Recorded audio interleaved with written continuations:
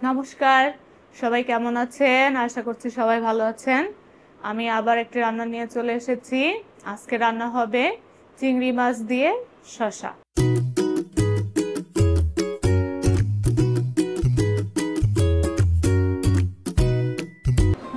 এই যে এখন বাজারে বিভিন্ন সাইজের শসা পাওয়া যায়।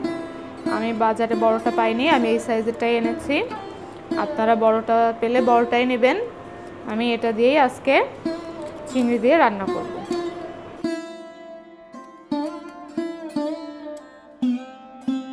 শসার কষ ফেলে নেবেন, তা নাহলে তেতো লাগতে পারে। একদমই সোজা রান্না এটা।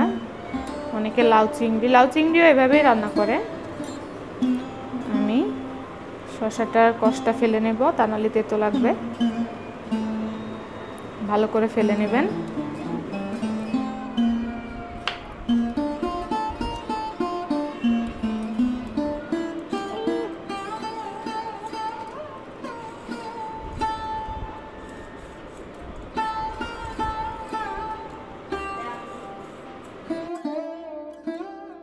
এখন আমি মাঝখান থেকে কেটে নেব।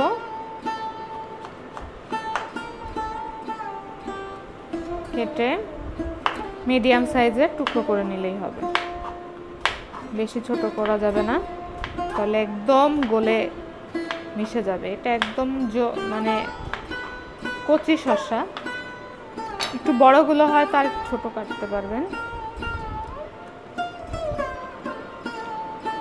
এই যে আমার শসা কাটা কমপ্লিট। আমরা কড়াইয়ে প্রথম তেল গরমে দিলাম তেল।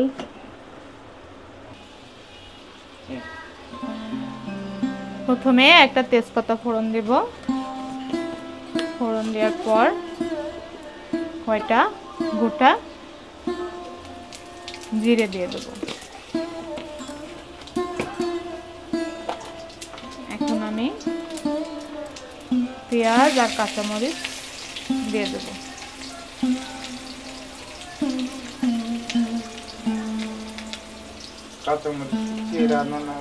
চেরা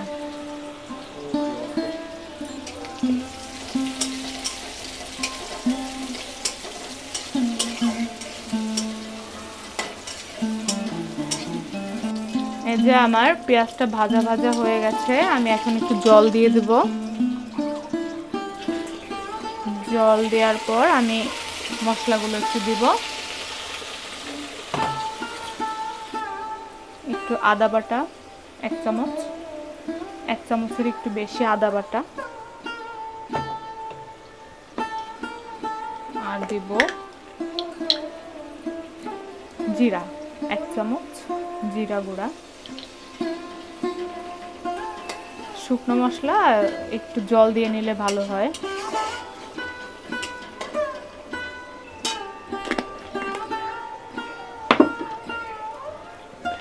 আমি এখানে শুকনা মরিচ ব্যবহার করছি না,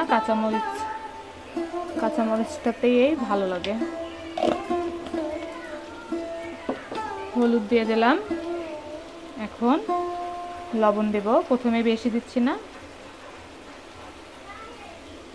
নামানোর আগে দেখে নেব লবণ হয়েছে কিনা।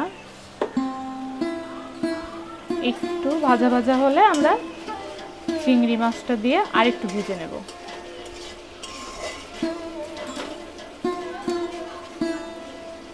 একদমই সিম্পল রান্না, কিন্তু অনেক মজা। আমি এখন চিংড়ি মাছগুলো দিয়ে দিচ্ছি।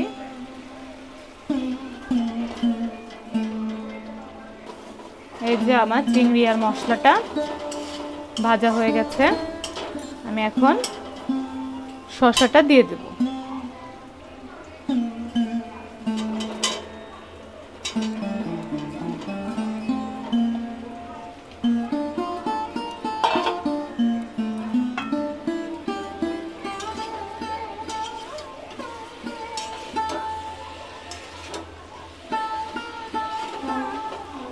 শসাটা একটু ভাজা ভাজা হলে তারপরে আমি এটাতে জল দেব। এই যে আমার শসাটা একটু ভাজা ভাজা হয়ে গেছে। আমি এই পর্যায়ে একটু জল দিয়ে দেবো, পরিমাণ মতো জল দেব।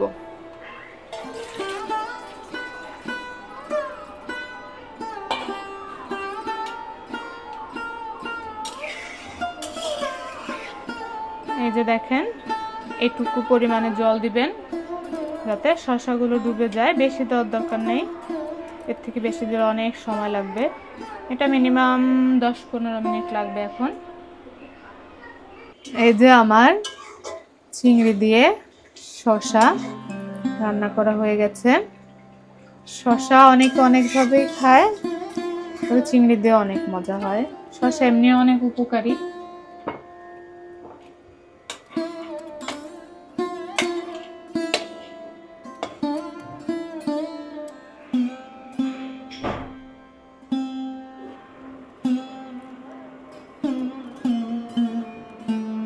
এই যে আমার চিংড়ি দিয়ে শসা রান্না করা শেষ।